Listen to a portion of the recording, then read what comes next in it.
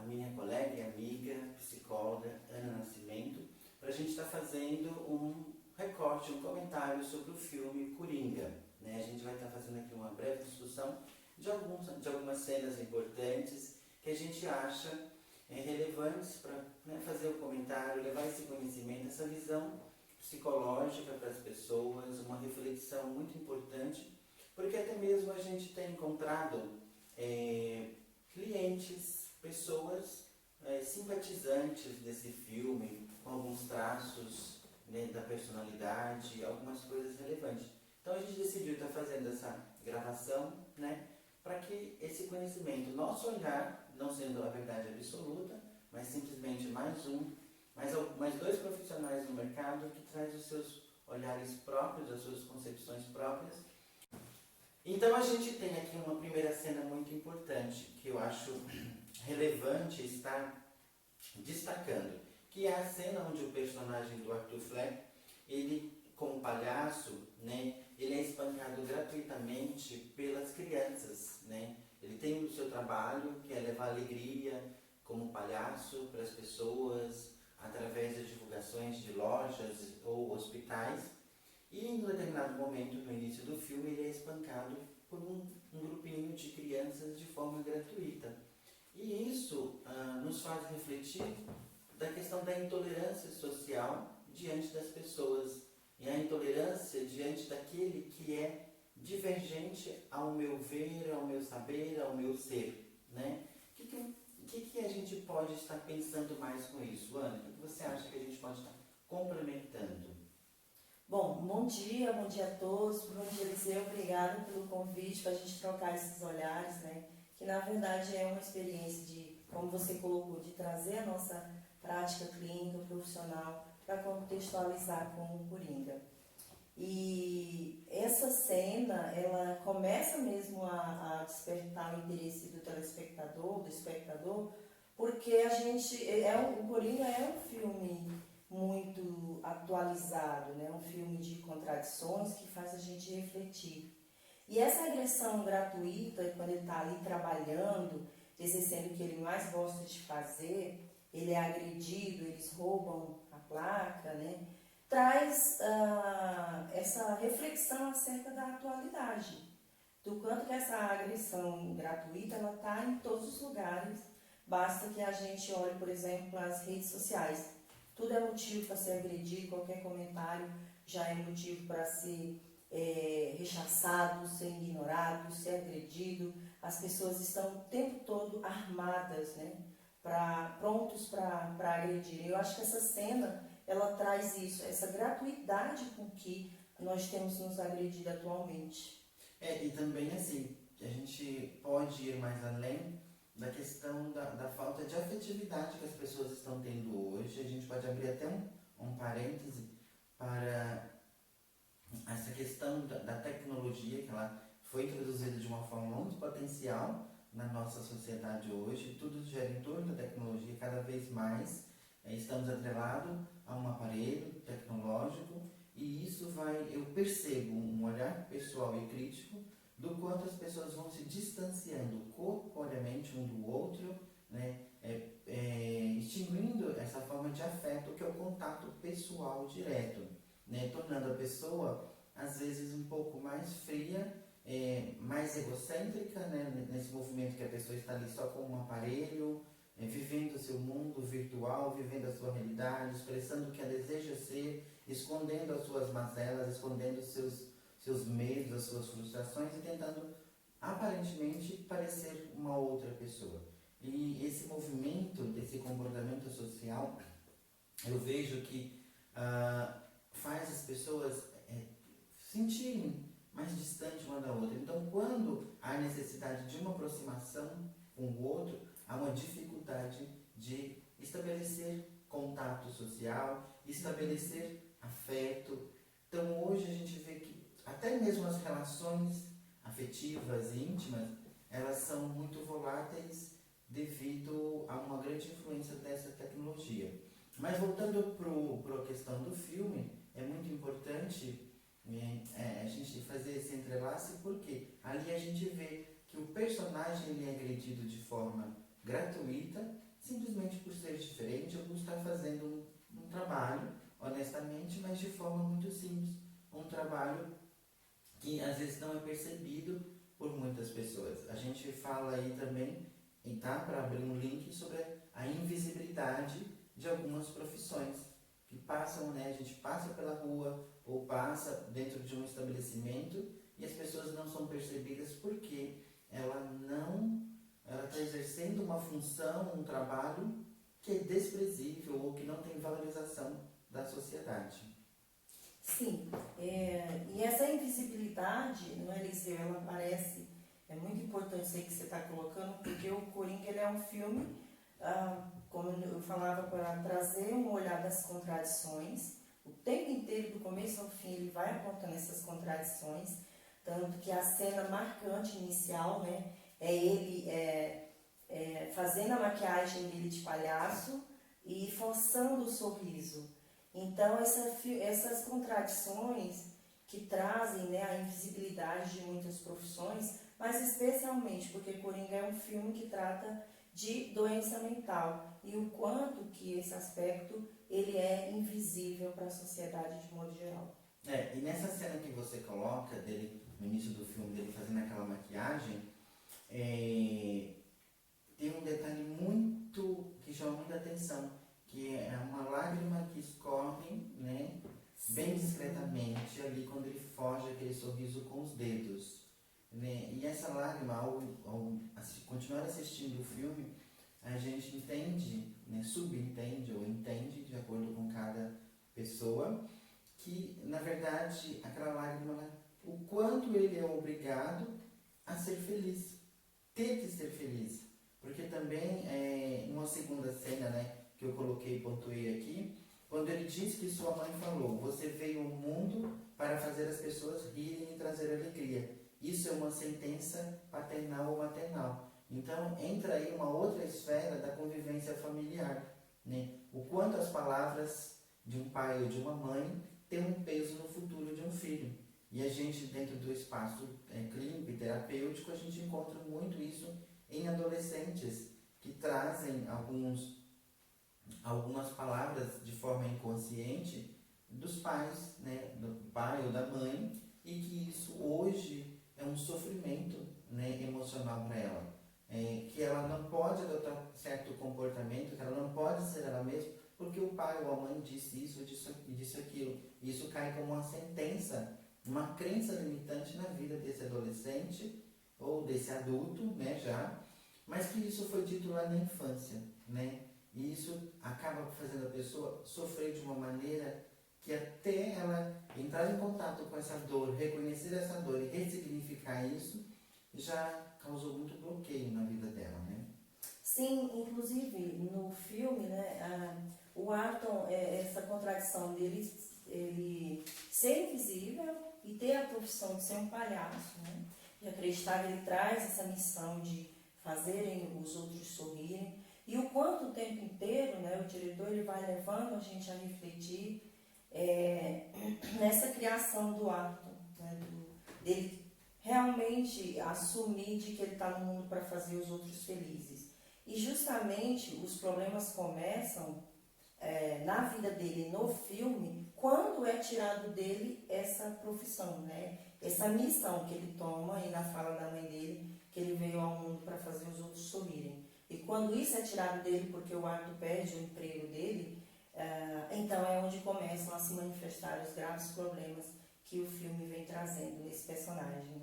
E que isso, se a gente for pegar, né, nisso que eu comentei anterior, né, dessas crenças limitantes vindas de pai e de mãe, né, então quando o adolescente, ou até mesmo um adulto, que a gente tem adultos também que vivenciam essa crença limitante de pai e de mãe, né, quando ela está previamente estabelecida numa carreira ou num casamento de acordo com a visão paterna ou materna, e quando ela não se vê mais emocionalmente preparada para suportar esse trabalho ou essa relação e ela sai fora, é como esse personagem do Coringa, quando ele perde o emprego e ele entra, começa a trazer à tona as suas questões psicológicas que são as suas doenças, né? Começa a manifestar as suas doenças.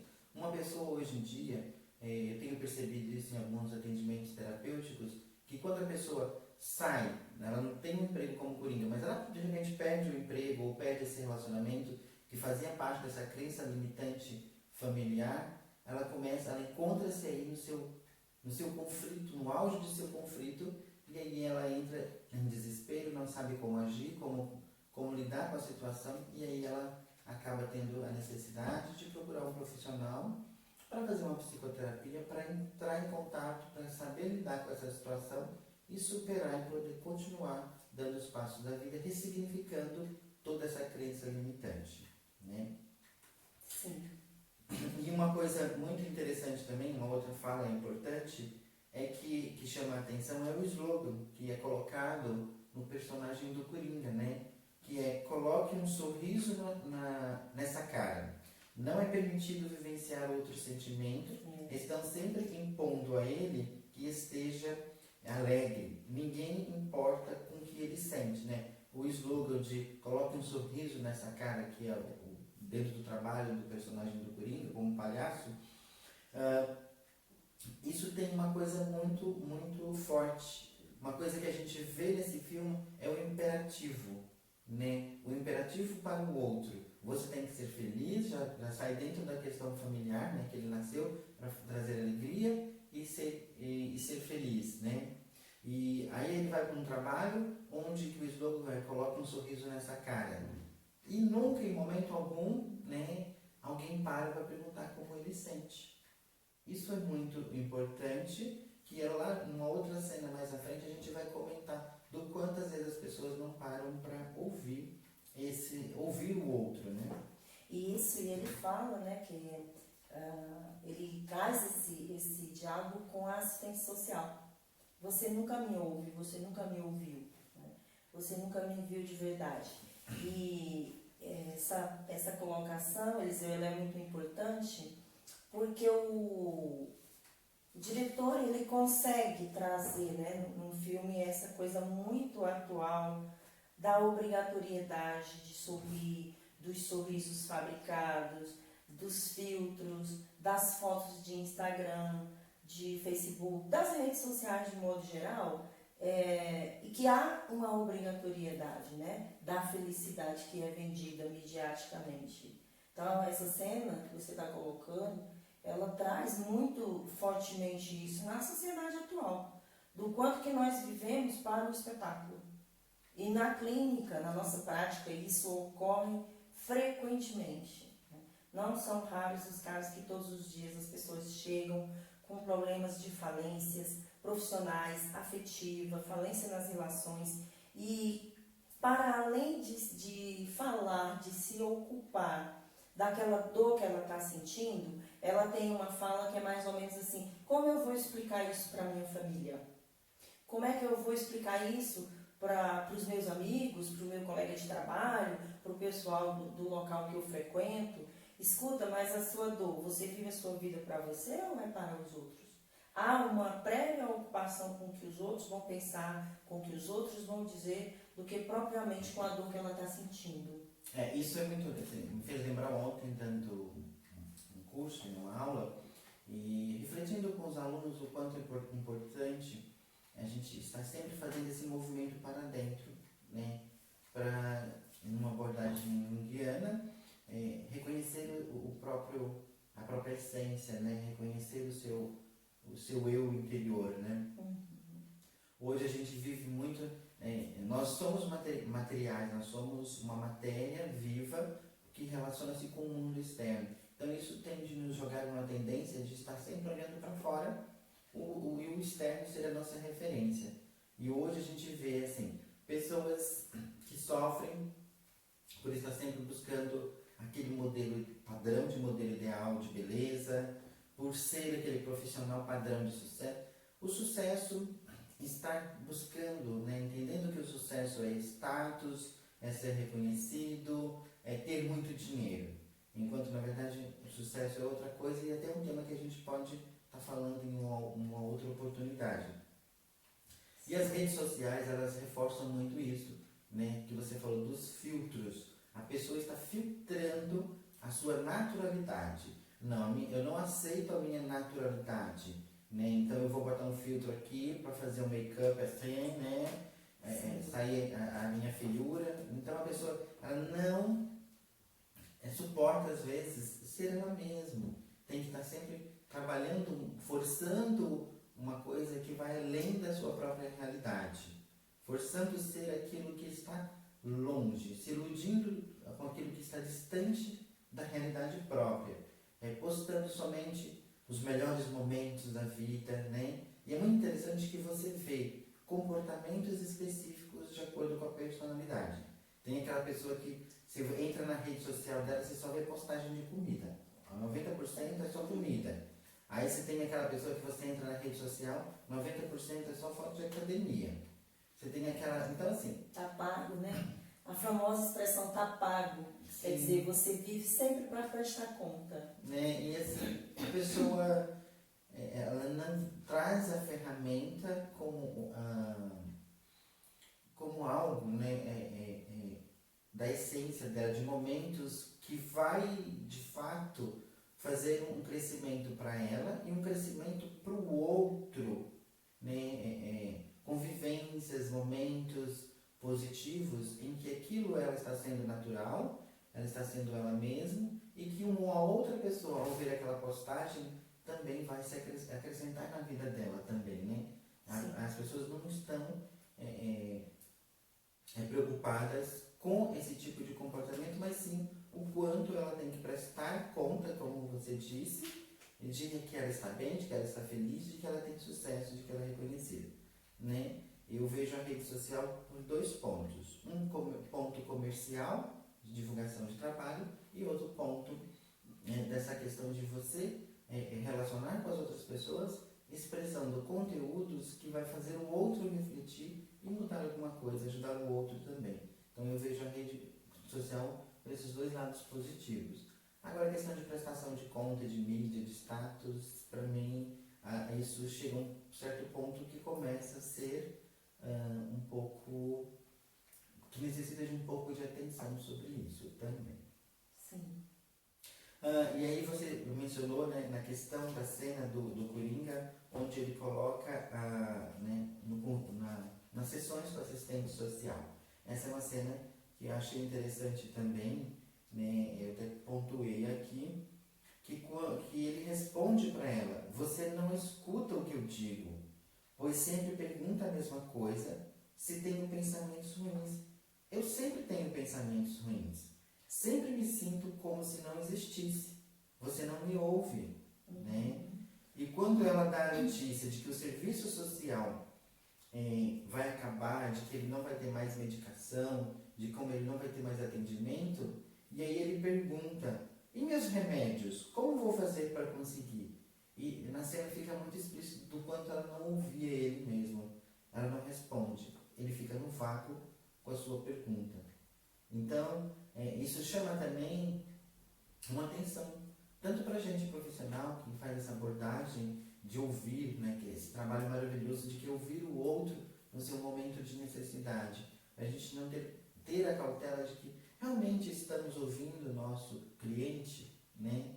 Esse olhar de forma diferente. Estamos ouvindo o nosso cliente ou estamos apenas sendo mais uma pessoa que está recebendo uma pessoa que vai me pagar uma sessão?